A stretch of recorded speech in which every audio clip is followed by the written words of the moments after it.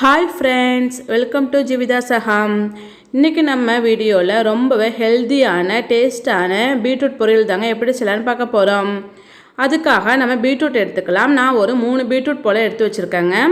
இப்போ நம்ம பீட்ரூட்டோட தோல்லாம் நம்ம எடுத்து வச்சுக்கலாம். தோல்லாம் எடுத்துட்டு நம்ம சின்ன சின்னதா கட் பண்ணிக்க போறோம். இப்போ நம்ம தோல்லாம் நீக்கியாச்சு. அது பிறகு நல்லா வாஷ் பண்ணிட்டு நம்ம சின்ன சின்னதா நம்ம கட் பண்ணி வச்சுக்கலாம். பாருங்க இப்போ நம்ம ஸ்மால் பீஸா நம்ம கட் பண்ணி வச்சாச்சு. இதே போல நம்ம கட் பண்ணி வச்சுக்கலாம். இப்போ ஸ்டவ் ஆன் பண்ணிட்டு கடாய் ஸ்டவ்ல வச்சுக்கலாம். கடாய் நல்லா சுடு வந்ததும் 1 ஸ்பூன் சோம்பு, 1 ஸ்பூன் மிளகு, 1 ஸ்பூன் ஜீரகம், அது கூடவே 4 பல் பூண்டு போட்டு லைட்டாக வறுத்து விட்டுக்கலாம்.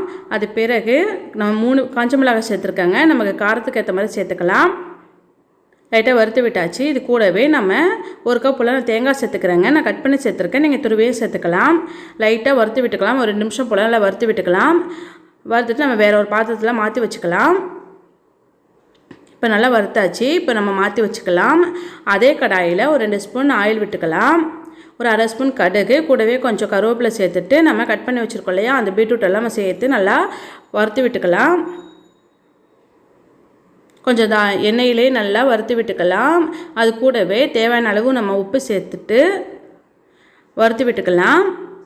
நல்லா மிக்ஸ் பண்ணி கலந்து விட்டுக்க போகிறோம். அது பிறகு நம்ம தேவையான அளவு தண்ணி விட்டுக்கலாம். அதாவது பீட்ரூட் வேகிறதுக்கு தேவையான அளவு மட்டும் விட்டால் போதும்.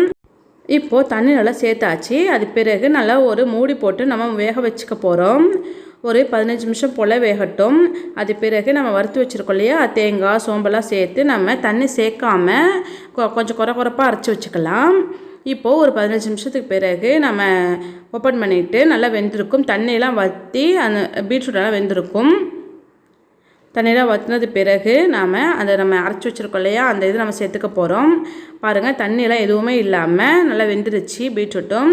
நம்ம அது பிறகு நம்ம அரைச்சி வச்சுருக்க அந்த மசாலாவை நம்ம சேர்த்து நல்லா மிக்ஸ் பண்ணி கலந்து விட்டுக்கலாம். இப்போது நம்ம அந்த மசாலாலாம் சேர்த்த பிறகு நல்லா மிக்ஸ் பண்ணி கலந்து விட்டுக்க போகிறோம். கலந்து விட்ட பிறகு நம்ம லோ ஃப்ளேம்லேயே வச்சு ஒரு 5 நிமிஷம் அப்படியே வேக விட்டுக்கலாம். ஏன்னா அந்த மசாலா எல்லாம் அந்த பீட்ரூட்டோட கலந்து வரும். அதுக்காக தான் ஒரு 5 நிமிஷம் போல் அப்படியே விட்டுடலாம். இப்போ 5 நிமிஷத்துக்கு பிறகு நம்ம இதேமாதிரி நல்லா கலந்து விட்டுட்டு நம்ம ஸ்டவ் ஆஃப் பண்ணிக்கலாம். அவ்வளோதான், நம்ம பீட்ரூட் பொரியல் ரெடி ஆகிடுச்சு. இப்போ நம்ம வேறு ஒரு பாத்திரத்துக்கு மாற்றிக்கலாம். இதே போல் பீட்ரூட் பொரியல் செஞ்சு கொடுத்தோன்னா ரொம்ப டேஸ்ட்டாக இருக்கும். குழந்தைங்கள்லேருந்து பெரியவங்க வரைக்குமே ரொம்ப விரும்பி சாப்பிடுவாங்க. கொஞ்சம் வித்தியாசமாக இதே மாதிரி செஞ்சு கொடுக்கலாம். இந்த வீடியோ பிடிச்சிருந்தா ப்ளீஸ் மறக்காமல் சப்ஸ்கிரைப் பண்ணிக்கோங்க. ப்ளீஸ் லைக் பண்ணுங்கள், ஷேர் பண்ணுங்கள், கமெண்ட் பண்ணுங்கள். தேங்க்யூ.